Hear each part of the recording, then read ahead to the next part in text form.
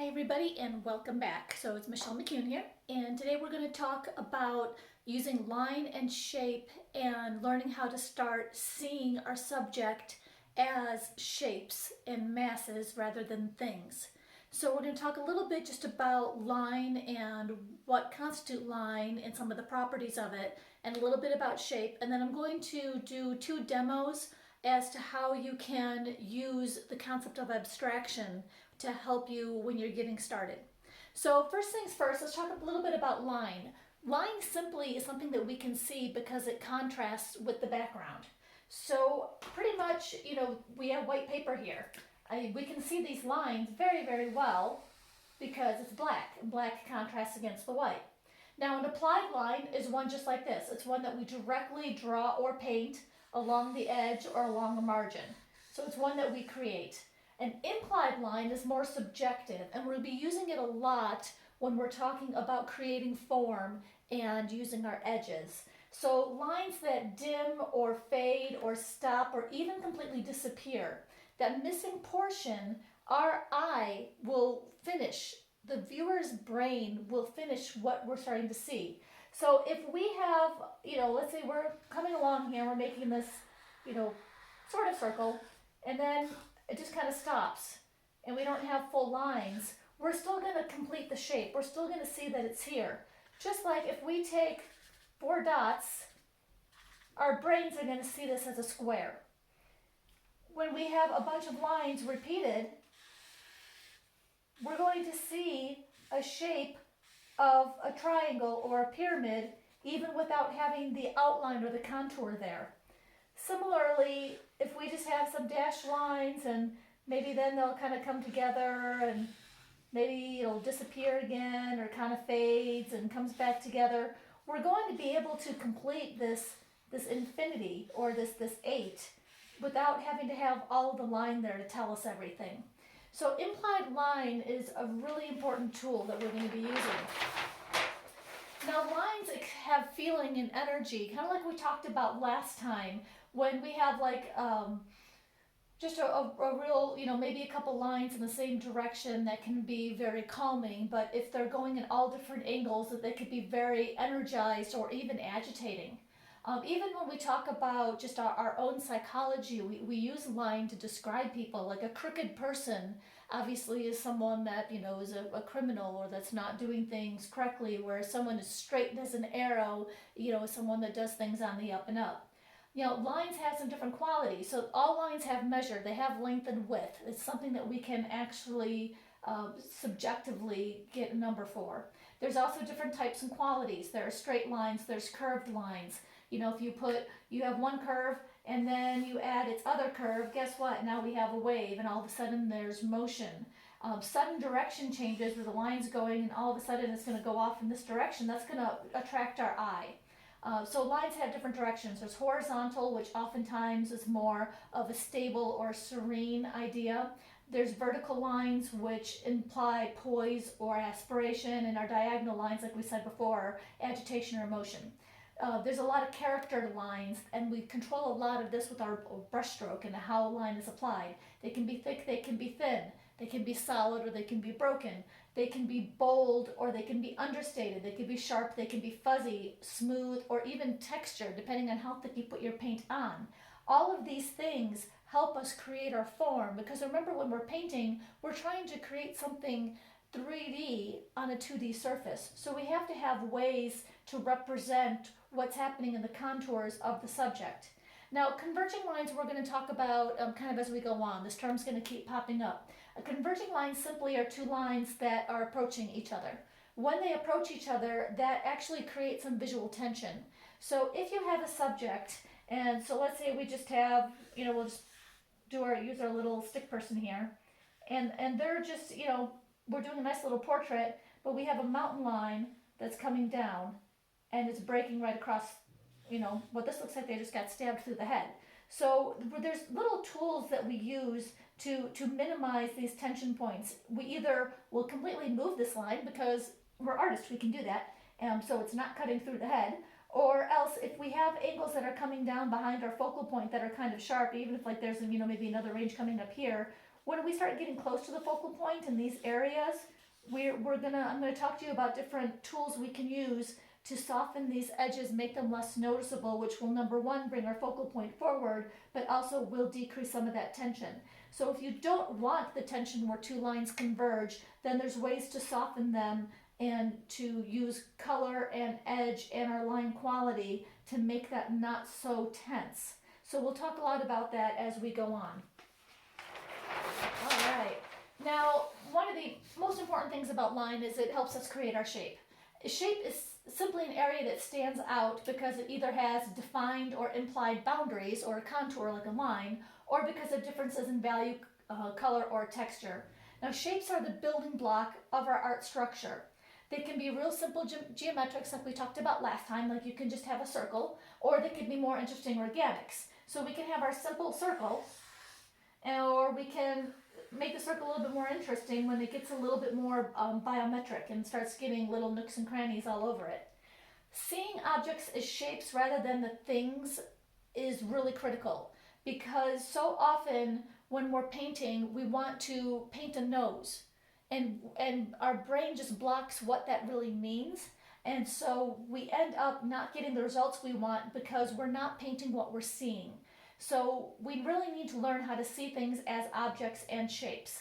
Now, shape can be used in a number of different ways. So suggesting physical form like we've been talking about, but you can also use it to help achieve order and harmony in a piece with using repetitive shapes, or creating the illusion of mass, volume, and space on the picture plane, and also increasing the viewer's span of interest. You know, when you've got like a performing art like music or dance, the viewer's watching through time.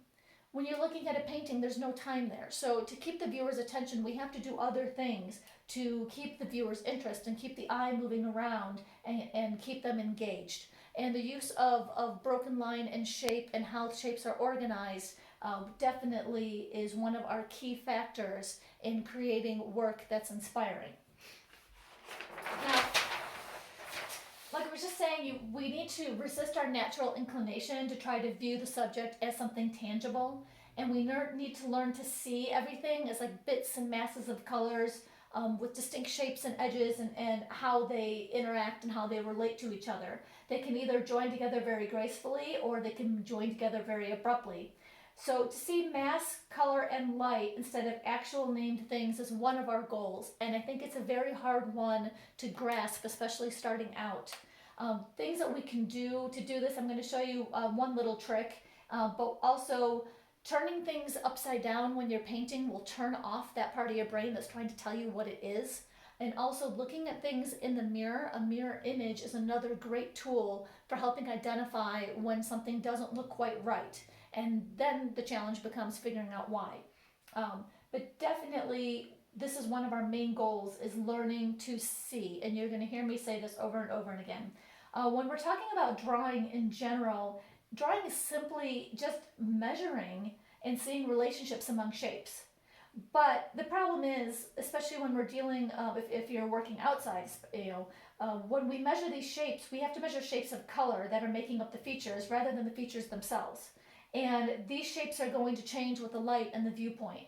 So again, this all comes down to we need to actually look for shapes and color masses and value masses. And when we start seeing those, then we can build things up, and we will get that realistic three-dimensional feel.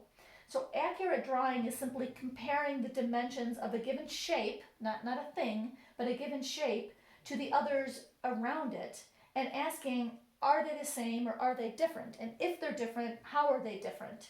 So that's really like basic drawing. So we're going to talk a little bit about abstraction. So abstraction is kind of using this process of removing anything recognizable, anything that we can name, and getting the subject down to the basic underlying structure and shapes.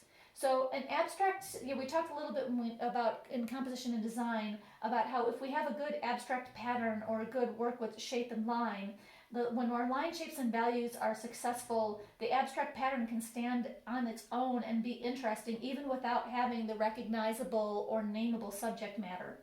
So our physical eye sees concrete things and our brain gives them names. Like we see mountains, and buildings are buildings. Abstraction is breaking this down to where it's going to be more of the essence, where the mountains become pyramids and the buildings become rectangles. If you think of an ice cream cone, it's a triangle with a little circle on top. So if we kind of go back to children are great at doing this. When we were a child, we saw shapes, and because shapes are what we were taught and that's what we knew. And then when you started to draw things, you would draw them as their basic shapes. Well, we do need to go back to that somewhat when we're starting to paint, because we're going to be working in our biggest shapes first. So with a lot of practice, you start looking beyond the subject matter and the details, and you can actually see the lines, the shapes, and the values rather than the actual things. Details, if you can think about it in another way, instead of thinking of details as details, think of them as smaller shapes.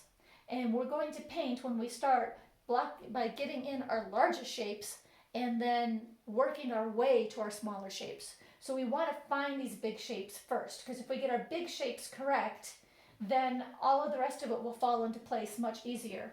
If our big shapes are not correct at the start, then we're going to have problems as we go on. Okay, so now what does all of this abstraction, what does this mean? So I'm going to kind of give you two examples here, and depending on how we go, we may end up taking these to a full painting. So these are two Thompson gazelles that I saw in Kenya, and we were actually leaving the park we'd been staying at, and they were rutting on the side of the road. I mean, they were like full locking their horns. They got their horns stuck together a couple of times. I mean, these guys were just ramming into each other and were really exhausting each other. So, I took my initial photos, and I've already worked in Photoshop in terms of cropping the way I want them to get kind of the layout and the feel that I like for this piece. So this has already had some work done to kind of establish my composition. Now I can look at it and I can get really immediately, of course I want the face to be really important, and all this dust.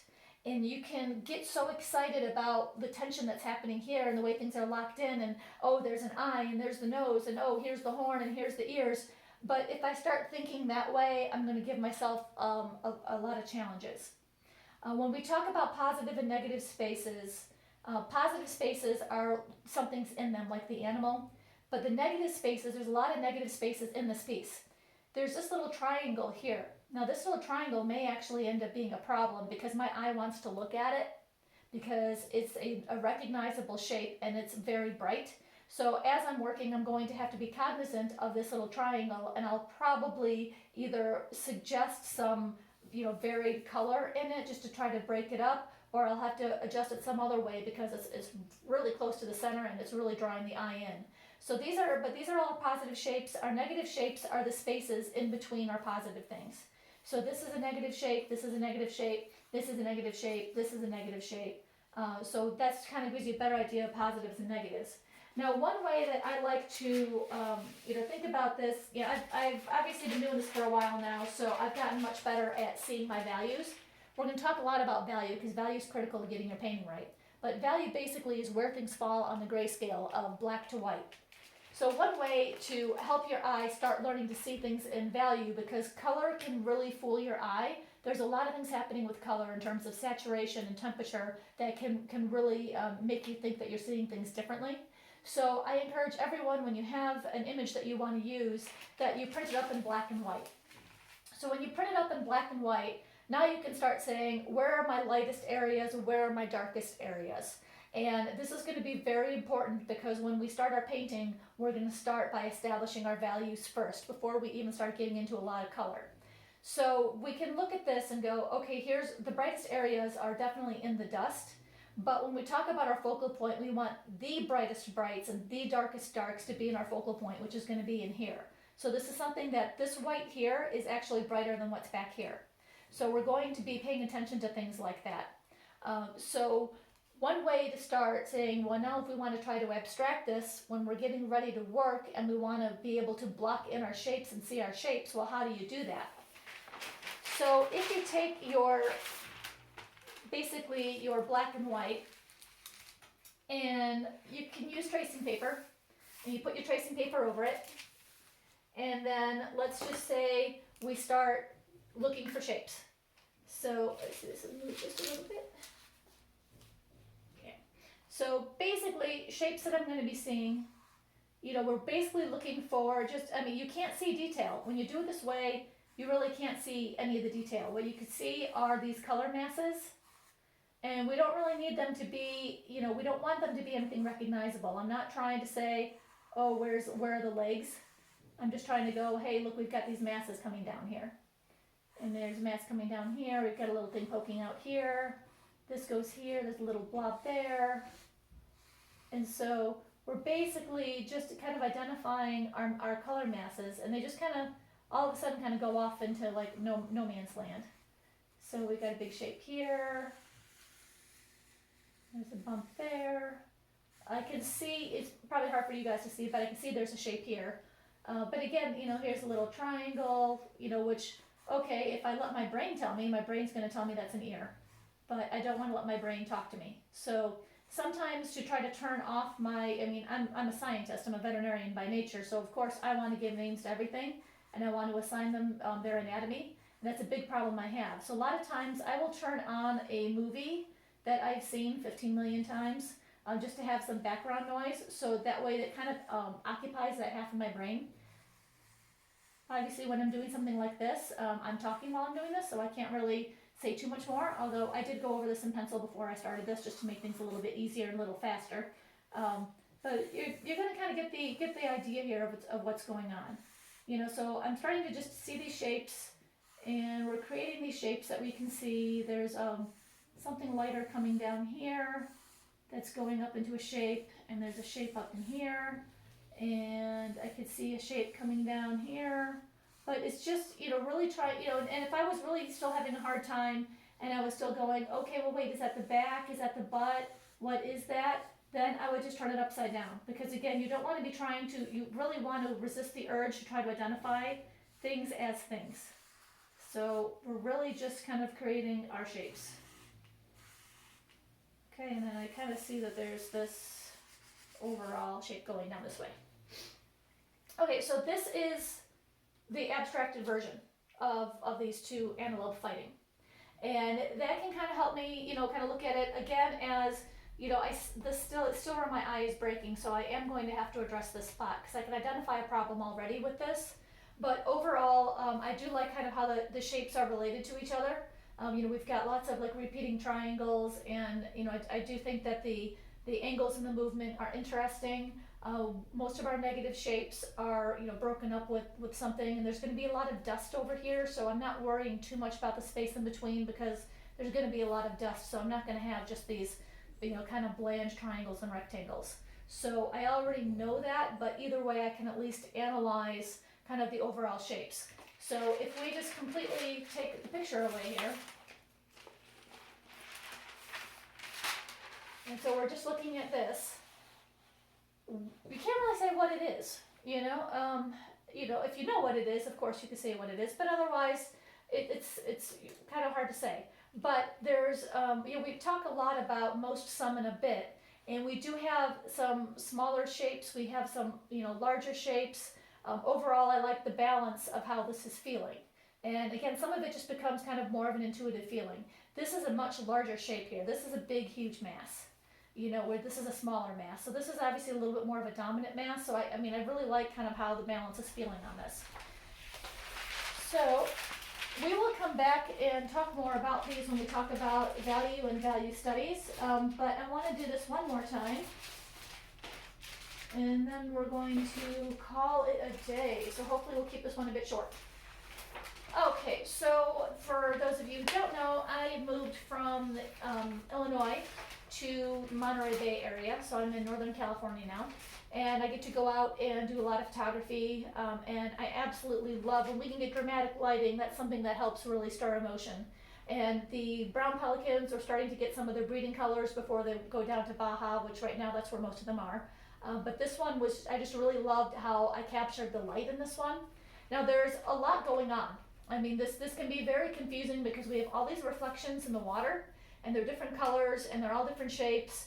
And we've got, all of this stuff happening with the rock, and then, oh wait, where's a wing? Where's a wing? What are the feathers doing? So you can really like start overthinking it and getting scared thinking this is really complex. First of all, this is really an interesting piece because we have 3 different textures that are all very interesting. We've got the kind of big smoother water that still has a bunch of different color, but it's very dark, but there's things happening with it, combined with the soft feathers of the bird with the bold light on it. And then we've got just these cooler, harder reflections in this wet rock. So I think this one has potential to be a really nice piece. So once again, what are we going to do? Well, we are going to take a picture of it in black and white. And the first thing that this does is it automatically simplifies. I'm no longer being distracted by all of the colors. So now I can start looking at things just from light and dark and general shape. So this has already helped me out. So I'm no longer like having my eye bounce all around and trying to go, oh my gosh, how am I going to do this? This simplifies things already just from a start. So taking things down to their grayscale, their value scale really helps. Now, if we're going to do the same things that we did with the Tommy Gazelles, I'm going to flip this real quick. Okay, so, well, look at this. Okay, all of a sudden there's hardly anything. We really can't see a whole lot through here at all. That's one reason why I kind of like this using this tracing paper, because we want to have more, we don't want to be able to see everything. Okay, so we do want things to be harder to see, because then what I could do is I could say, okay, I see a shape here. I see a shape here. There's a little triangle here. I see a shape kind of here, and there's a shape here. Then we've got this shape. We go up here and here, and there's a little bit coming here. There's a shape here. There's some jaggedy stuff here. There's a shape there.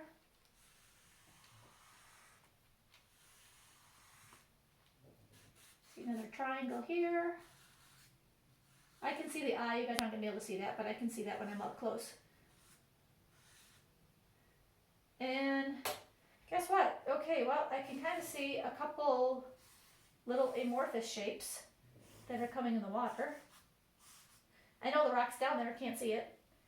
But, so we've got a couple little suggested shapes here. But that's it. You know, so all of a sudden,